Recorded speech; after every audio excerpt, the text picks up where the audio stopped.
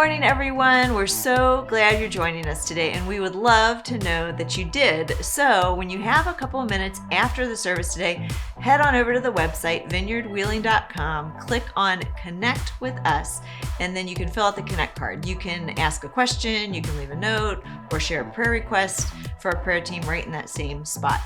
Well, we want to make sure we're getting the word out that our community egg hunt is back this year, and it will be a climate-controlled event because we're going to have it at the Highlands Sports Complex. It's planned for Saturday, April 2nd from 3 to 5 p.m., and you can get all the details on the website, and you can sign up to help make the fun happen or even just register kids to enjoy the event. So, do you think there could be a way to live life without fear, without anxiety? Well, that's what we're going to consider today as Chris explores how the Bible offers this roadmap from anxiety to freedom. And as we prepare to really just tune in and hear from God today, we're going to get started with some worship music.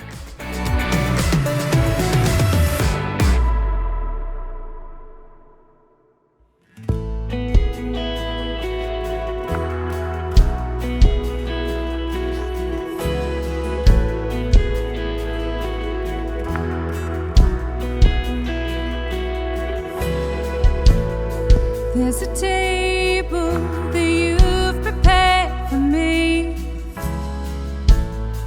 in the presence of my enemies. It's your body and your blood you shed for me.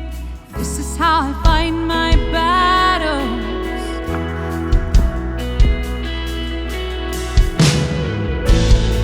There's a table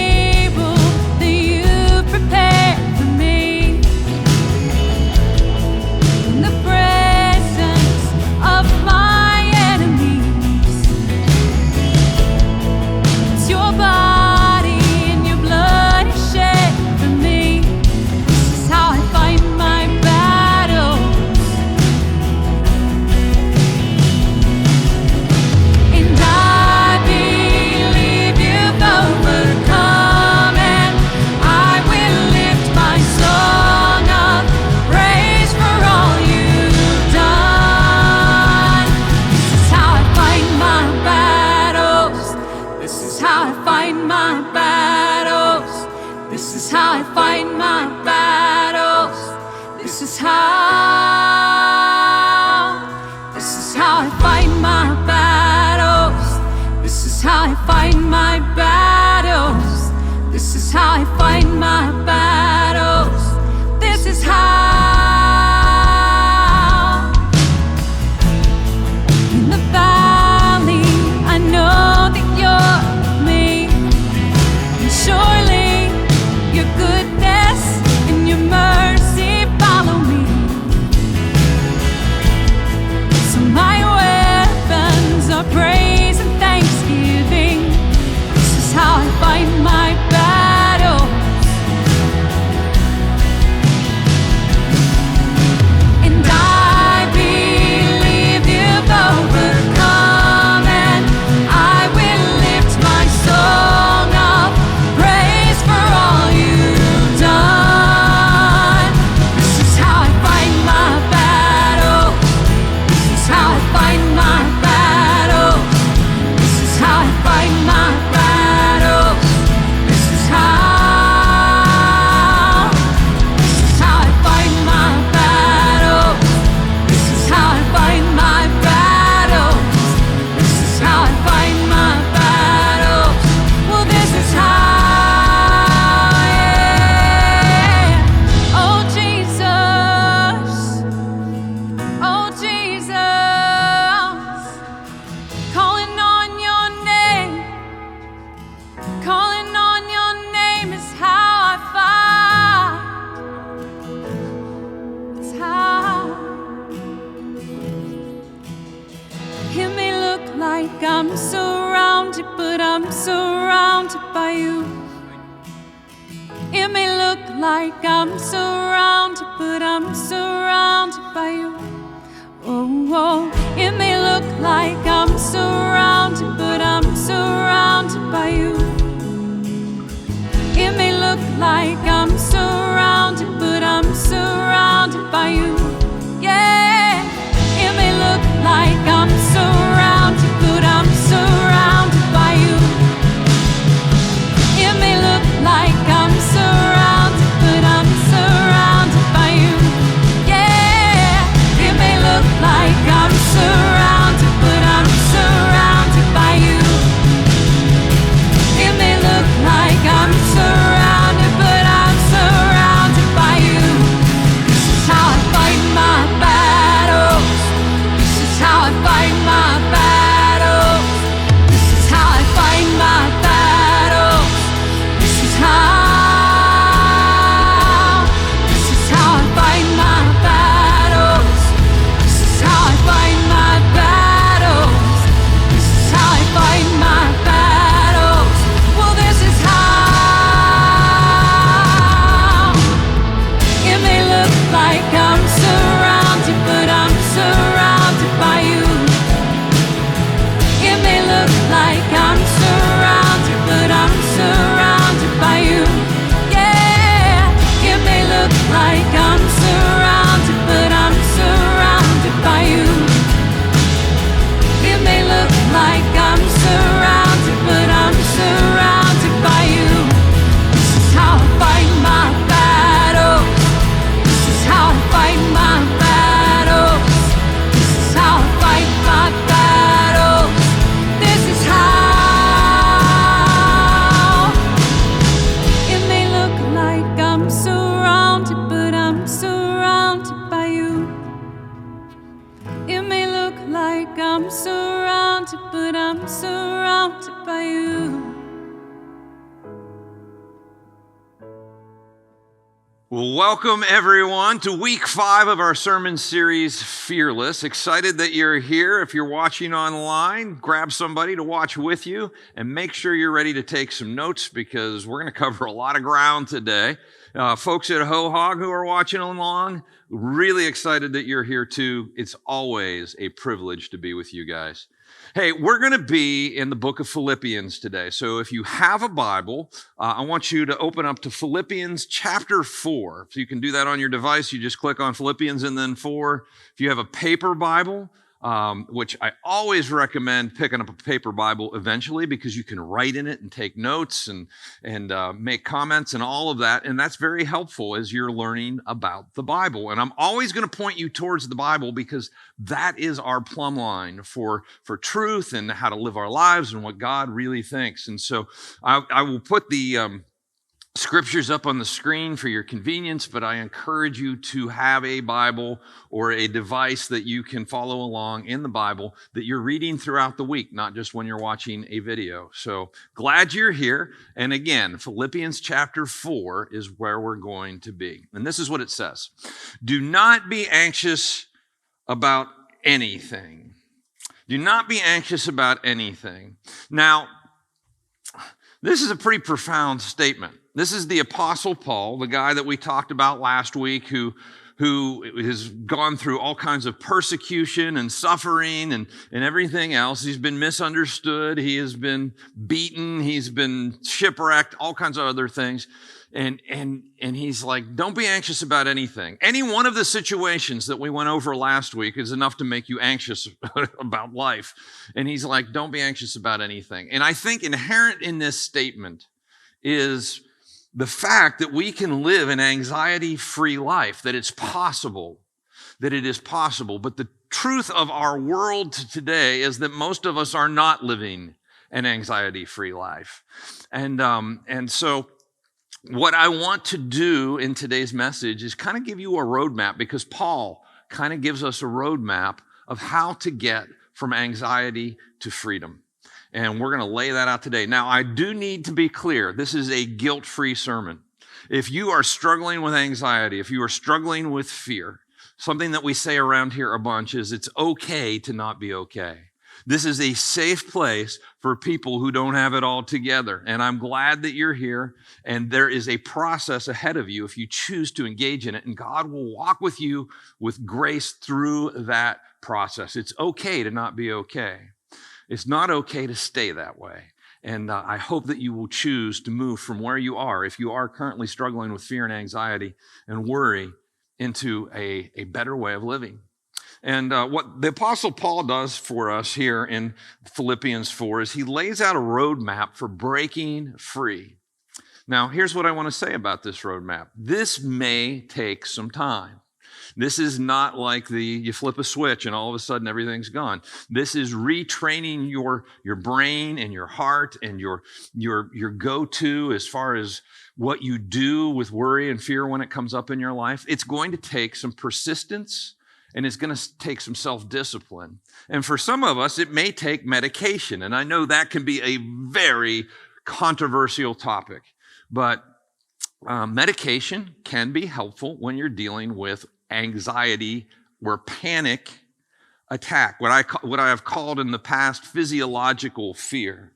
When our body is so tweaked out by the stress and fear hormones and chemicals that it releases, that it spins out of control. And you find yourself, if you've ever had a panic attack, I have not had a panic attack, but I know so many people who have, and you end up in the ER thinking you're having a heart attack because your body is just spinning out of control. Now, I am not endorsing medication, but I certainly, if you're on medication, there's no shame in that. But you got to understand what the medication is for. Medication is to stop the physiological spinning so that you can do the deep internal work that will ultimately bring freedom to you. The pill is not the magic cure. It just gets you to a place where you're able to deal with the deeper issues, and we're going to unpack some of that today. It kind of works like this. We talked in the first week that there is a healthy fear. That fear is an emotion that God wired into us to keep us alive, to keep us from walking off the edge of the cliff, or to keep us from walking out in traffic without looking. It warns us to be aware and make good decisions, rational decisions, be alert. But fear can spin out of control. It can turn into worry, where we start to think about the thing that makes us afraid over and over and over and over again. And we focus on whatever it is that we're afraid of. And that's when we ruminate on it. And that's called worry. And if you do that long enough, because of the hormones, the chemicals, and because of the thought pattern that you're beginning to burn into your brain, it will eventually morph into anxiety. And anxiety is more of a generalized fear. You might not even know what your anxiety is about. You just know that you're anxious. You've gone from a healthy fear to worry and obsessing about something, and then to this generalized, like you become a fearful person. It kind of burns itself into your operating system, and it is your go-to, and you have this anxiety thing going on. And then that ultimately, if you stay at that long enough, will turn into physiological panic or physiological fear, which is, the panic attacks. You have so much adrenaline and cortisol and other hormones in your system that your body just can't take it, and you kind of melt down. And there's a lot of us today living in that place. I'm hearing so many reports of panic attacks and this physiological just terror. And I think a lot of it, we talked about this last week, I think a lot of it is just the sustained stress and all that we've had to worry about for the last 2 years, and people's bodies are just getting to that point where they just don't have that, they don't have the bandwidth to handle it anymore. Like we get to a point where you just can't live that way forever, and your body just kind of melts down. And as a society, there's a lot of that going on. So, okay, with that explanation, I believe that there is a way to reel all of that in and to live in a way where worry and anxiety do not dominate our lives. And I believe that because Paul says here to not be anxious about anything. And so let's start. Philippians 4, verse 4. That's where we're going to start. This is what it says. Rejoice in the Lord always. I will say it again, rejoice. Let your gentleness be evident to all. The Lord is near. Do not be anxious about anything, but in every situation, by prayer and petition, with thanksgiving, present your requests to God. And the peace of God, which transcends all understanding, will guard your hearts and your minds in Christ Jesus. Let's pray.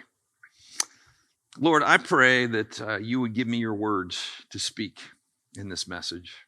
Lord, I pray that you would speak directly into the hearts of all those who are listening. Holy Spirit, that you would bring this message alive inside each one of us, that we could choose to, and Lord, that we could be empowered by you to process what's going on in the world around us in a very different way. Lord, would you lift our fear as we lean into you? In Jesus' name, amen. Well, the first thing that Paul lays out here in verse 4 is he encourages us and commands us actually to choose a positive mindset. Now, the power of positive thinking. Actually, positive thinking is pretty powerful. This is not I think I'm going to get a Mercedes, so I'm going to get a Mercedes positive thinking. This is training your mind to go to the positive side instead of the negative side. He says, rejoice in the Lord always. I will say it again, rejoice. Now, I think if you want the cliff notes to this message, it's 1 Thessalonians 5, verses 16 and 17. Paul reiterates this to the book, to the church in Thessalonica. I'm not even going to say Thessalonica, something like that. All right, yeah. Brain fart. All right, he says, rejoice always, pray continually, and give thanks in all circumstances, for this is God's will for you in Christ Jesus. He reiterates this rejoice always. Why? Why is this such a big deal? Again, last week we were talking about Paul, who's getting his butt kicked in shipwrecks and persecutions and beatings and all of that. And he said these light and momentary troubles, like Paul had this perspective like that it was all, don't sweat the small stuff and it's all small stuff. Well, how do you get there? How do you get to that place where you rejoice when things aren't going your way or when you're dealing with a difficult situation? Now, here's what I know about all of us. Some of us are naturally positive people. We wake up and the glass is half full, the sun is out, even if it's not out, and we are just positive people. There are some of us that are naturally negative in our temperament. I think this is a temperament issue. It's not like you're bad and you're good or anything. It's like temperamentally, we kind of come out with a certain personality, and some of us have that temperament that's more towards the negative side. And you think the people on the positive side are completely unrealistic. In fact, they irritate you a little bit. Most of us live somewhere in between and have a natural temperament somewhere in between. And I think what the Apostle Paul is saying here very clearly is you get to choose where you live, emotionally speaking. You get to choose whether you rejoice or you fret, whether you choose joy or you choose to go to the negative side of things. Now, is that fair to the people who have the kind of the negative predisposition? It's harder for you. I'm sure the positive people have their crosses to bear as well. But it's just reality, guys. We're all wired a little bit differently. But if you choose to live in the negativity, if you choose to focus on what's going wrong, rather than celebrate what's going right and focusing your attention on rejoicing in the Lord, it will steer you further down that negative road. It's a feedback loop. And Paul very clearly is saying, look, no matter what's going on, and you got to remember, he is writing to a persecuted church. He's saying, choose joy, choose to rejoice, choose to give God praise, regardless of what is going on, the circumstances that you're facing or your predisposition. You get to choose where you live internally. In Romans 12:2, Paul writes these words. He says, do not conform to the pattern of this world, which would be what? Negative, right? Look in the world around us. It's pretty negative out there. He says, but be transformed by what? The renewing of your mind. Change the way you think, and you will change the way you live.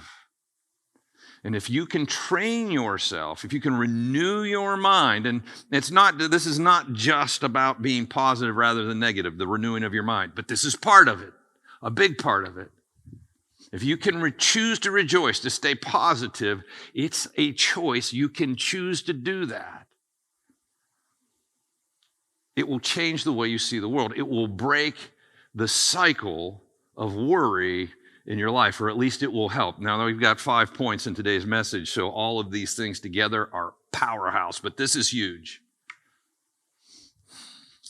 And when we choose or we default to, or whatever it is, to go negative, that has a direct impact on our health. It has a direct impact on your mental health. Negativity tends to lead to declining mental health. It does. And it has a direct impact on your physical health as well. Something that I've been learning about lately are the ends of our DNA. I know I'm kind of a nerd this way, but so your DNA has these ends that look like shoelaces, and they're called telomeres. And it was just discovered in the last 20 years or so that your telomeres directly reflect how healthy your cells are, and how they determine your biological age based on the length of your telomeres. And they've done a bunch of studies on telomeres and everything else, but the number one impact on the shortening of telomeres, in other words, the decline of your health and your longevity and everything else, is sustained stress. You just keep stressing yourself out by thinking negatively, and you are declining your longevity, you're declining your health. Stress has been shown to feed cancer, to cause all kinds of other physical implications. Paul says, grab that thought and choose to rejoice. And again, this is going to begin to rewire your brain. Now, what Paul's not saying is live with your head in the clouds. He's not saying go around and say, God is good all the time, even though my dog just got run over by a car. It's like, no, your dog got run over by a car, that stinks. Let's pray, let's weep together. Don't deny reality. But he's not saying live with your head in the clouds. It's okay to acknowledge when something stinks. He's just saying don't live there emotionally. Don't camp out there. And for some of us, this has become our identity. It's where we spend our time. We kind of become negative people. But the reality of life, if you stop and think about it, is we have more to rejoice about in our lives than we do to complain about. When you really stop and think about it. But we tend to hang out in the complaint category. Paul says here, choose positivity. And when you're not feeling positive, rejoice anyway. It's a choice. And that will ultimately change how you experience the world around you, because the way you think impacts directly the way you see the world. And it will break the cycle of worry and anxiety. And it starts here. Choose a positive mindset. Second thing Paul says is respond with grace. He says, let your gentleness be evident to all. Again, he's speaking to a persecuted people who would be tempted to respond back with violence or anger or whatever else. And he's saying, be gentle. Now, gentleness, I looked up gentleness in the dictionary. It is a temperament that's seasoned and mature with an attitude fitting to the occasion, level-headed and tempered. I put it this way. I came up with my own definition. Gentleness equals forgiveness plus self-control plus maturity. Gentleness equals forgiveness plus self-control plus maturity. It's the decision to respond level-headedly and kindly. In 2 Timothy 1:7, it says, for the Spirit of God does not make us timid. In other words, the Spirit of God who lives inside of our hearts, if we're followers of Christ, He does not make us afraid, but he gives us power, and he gives us love, and he gives us self-discipline.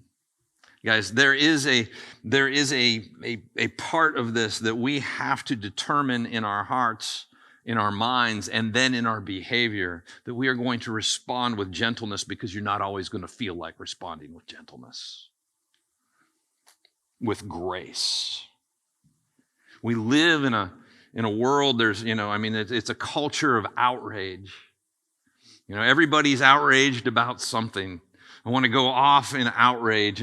And for a lot of people, this has become their identity. They become warriors on the social media or on television or wherever, and people are yelling at each other, and they get all worked up, and they're all about the outrage, and it's kind of their thing. It's their identity. For a lot of us, we get off on outrage. It's our adrenaline addiction. And so, if somebody does you wrong, I'm going to hit back twice as hard right now. And that is everywhere, guys. And what Paul is saying here is, don't fly off the handle. And don't assume the worst. You ever get your feelings hurt, like you're walking through the lobby at church, and your friends coming by, and you're like, hi, and they just walk by and don't say anything. And you're like, man, they gave me the cold shoulder. What's going on with that? You didn't realize that their dog just got hit by a car, and they didn't even see you standing there. But you put together this whole narrative in your head of, wow, I can't believe they just snubbed me like that. And you get all worked up and anxious, and it's like, and Paul's saying, don't go down that road. Don't respond with outrage. Respond with gentleness. Respond with grace. Assume that they're having a bad day. Give them the benefit of the doubt. Why? Because when we respond that way, it deeply affects our inner world. It releases all those stress hormones that aren't good for our body, that take us places emotionally that we don't want to go. And it establishes negative thought patterns in our mind. And we can choose. Again, we get to choose here. Are we going to go that direction? Are we going to hit back? Or are we going to believe the best and be mature? Be self-disciplined. Now, this doesn't mean that you don't get angry. There are things to get angry about. So please don't hear me say that again, live with your heads in the cloud, live with your head in the clouds, and just believe that, just go around going, well, nothing's wrong when there are things that are wrong. No, doesn't mean you don't get angry. Doesn't mean you deny reality, but it does mean that you're slow to anger, that you're kind in your anger, that you don't sin in your anger, and most importantly, that you're not owned by your anger. Because when we respond with outrage and anger, it burns negative neural pathways in our brain, and that becomes our default. And for some of us, we're already there, and doing the opposite will begin to unravel those neural pathways and burn in new positive neural pathways. So there's a neurological and a medical and a physical aspect to this. There's a spiritual aspect as well.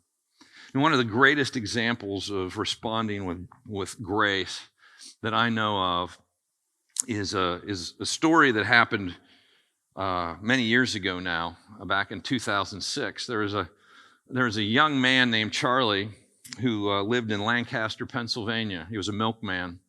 And he walked into a Amish school and shot 10 Amish girls, killed 5 of them.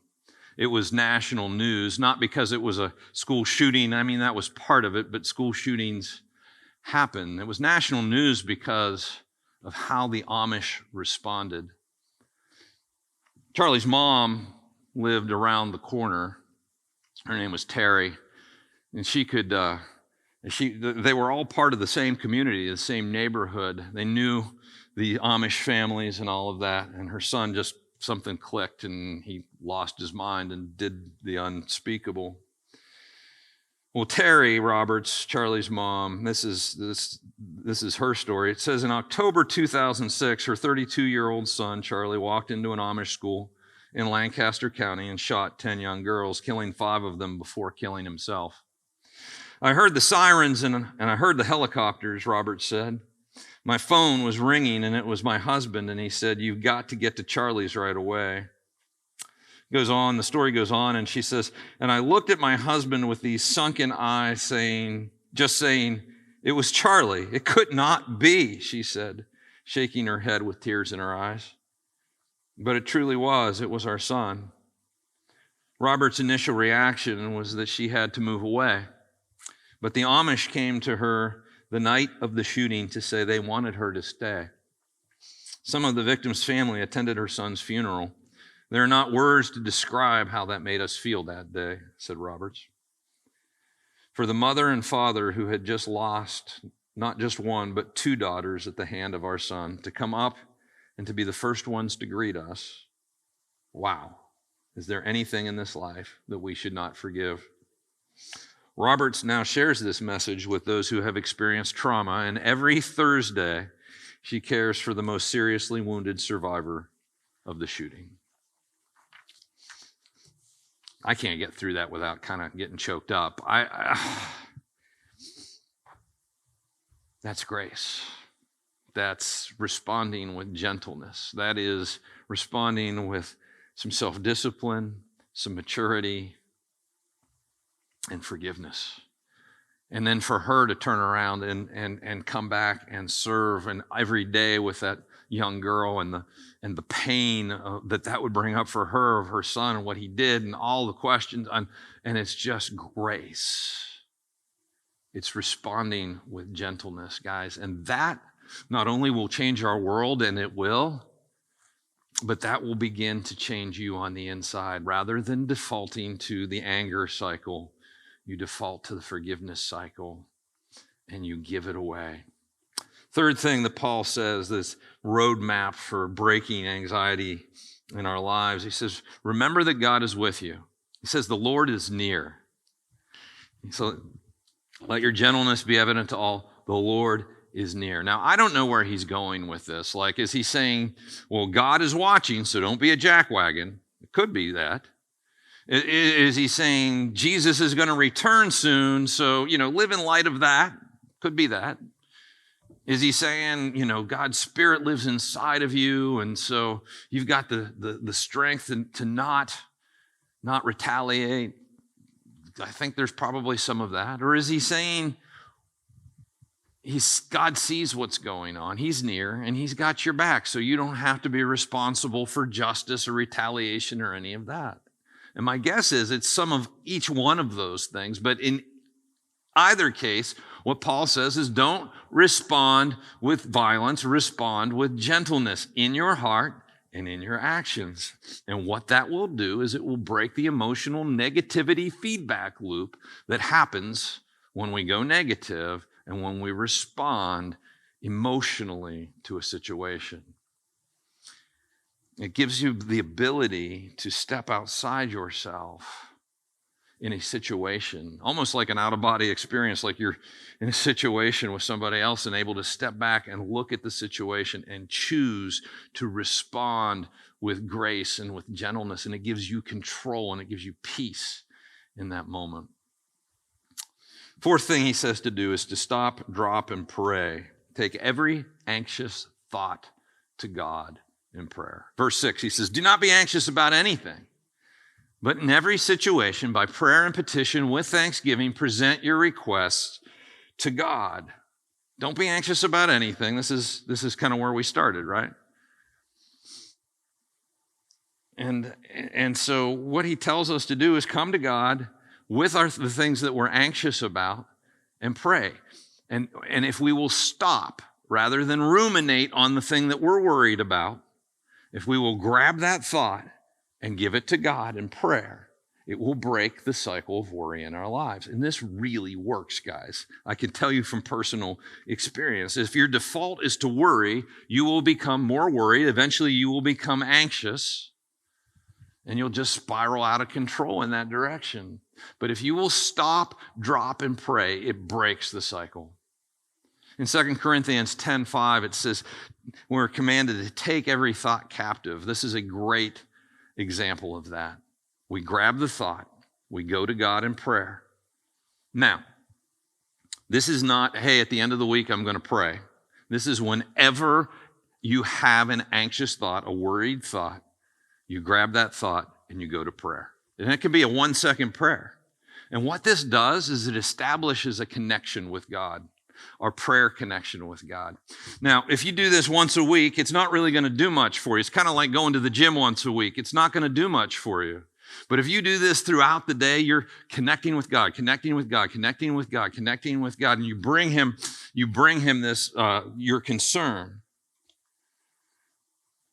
We are establishing that regular connection with him. That's prayer. And then as we present our requests, I like to picture in my own mind, this helps me. I grab whatever that thought is, whatever that worry is, and I bring it to God and I say, will you carry this? Because I can't carry this. And I picture him grabbing it from my hands and taking it and allowing him to carry the weight of whatever it is that was weighing on my mind. And guys, this has a profound impact. It has a psychological impact because no longer am I carrying the load. It has a spiritual impact because I'm establishing this conversational relationship with God, not just when I go to church on Sunday, but all through the day, every day. And I'm choosing to trust him with it, which is an exercise in faith. And faith is a muscle and it gets stronger as you go. And it has a very practical impact because God is the God of the universe. He is all powerful and he responds to prayer. It makes a practical difference. Stop, drop, and pray. Take every thought captive. Take every anxious thought to God in prayer. The fifth part of this roadmap that Paul gives us is this. Start your prayer with thanks. Start your prayer with thanks. He says, with thanksgiving. When you bring your prayers, when you bring your requests, when you bring your worries, do it with thanksgiving. Now, thanksgiving is just spoken gratitude. Unspoken gratitude, as I've heard it said, is ingratitude. You might think you're grateful, but if nobody knows that you're grateful, then you're not grateful to them. I really believe that gratitude is one thing that God just really responds to. I think everybody responds to it. Like when somebody is grateful, you want to do more for them. And so I think there's that dynamic, but there's this dynamic on us as well, because we tend to go negative under stress. And so Paul's like, all right, this is another way you can choose to not go negative. You can choose to go positive. Discipline yourself to thank God. And as we do, it reminds us just how blessed we are. You know, if you never stop and think about it, you kind of forget. You kind of start to take things for granted. But it also reminds us how faithful God has been as we begin to count our blessings, as we begin to be thankful for what God has done in our lives to this point. And it be that discipline of speaking thanks, of listing the things that we're thankful for, of thanking God for what he has done. It is a huge faith builder for us. It takes us to a positive place and it reminds us, oh yeah, God has always come through in the past and I am sure he's going to come through in this as well. One of the things that I'm not very good at, but I know is a helpful thing is just keeping a journal where you write out the things that you're thankful for. Like, take a couple pages in the back of the journal and write out a list of things, answered prayers, things in your life that you're grateful for. If your kids, the air that you breathe, nature, whatever you're grateful for, how God has come through.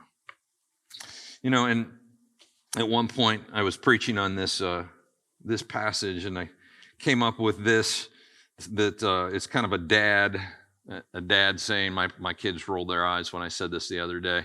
But it's memorable, and that's this. An attitude of gratitude is the solution for your saditude. It is, again, every one of these things is powerful medicine all by itself, but when we put them together, they're even more powerful. But I think Thanksgiving may be one of the most powerful aspects of all of this.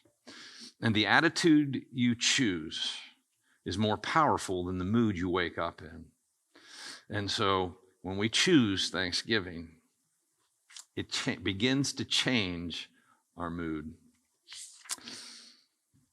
Well, in verse 7, he writes, "And the peace of God, which transcends all understanding, will guard your hearts and your minds in Christ Jesus." Guys, this is a promise of peace. I believe that peace is possible for all of us.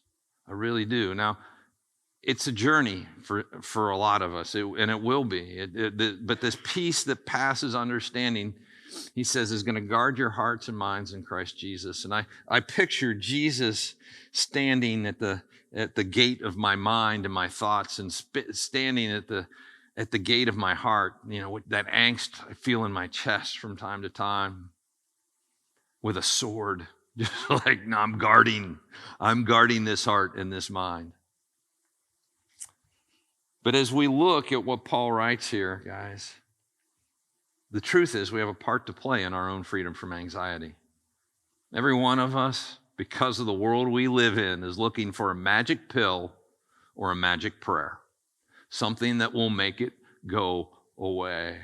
But what Paul lays out for us is a journey. What he lays out for us is a roadmap to renewing our hearts and our minds and changing the way we see the world, changing the way we think, and growing our trust and our faith in Jesus. And ultimately, that is what sets us free. Now, next week, I'm going to finish out this passage, the next couple of verses, in Paul's plan for freedom from anxiety. But this week, I want you to spend more time with this passage, with this material, than you usually do, because there is so much here, and I want you to get it deep into your heart. This week, spend some time talking about it in your life group. Spend some time reading the passage. Read this passage every day this week. Listen to this message a few times. You can get it on podcast and just listen to it. Journal about it. Reflect on it. Spend time asking God to make these things real in your life, and you will be on the road to freedom. Let's pray. Lord Jesus, thank you so much that you have given us the ability to live in good times and in bad times and not be obsessed with the worries and fears and anxieties of this world. God, I pray for those who are stuck in an anxiety cycle, and I pray for freedom. God, and I pray for all of us that we would step into our part in winning our freedom, God, and that we would experience your part, your power, reworking us from the inside out. I pray your peace over us now. In Jesus' name, amen.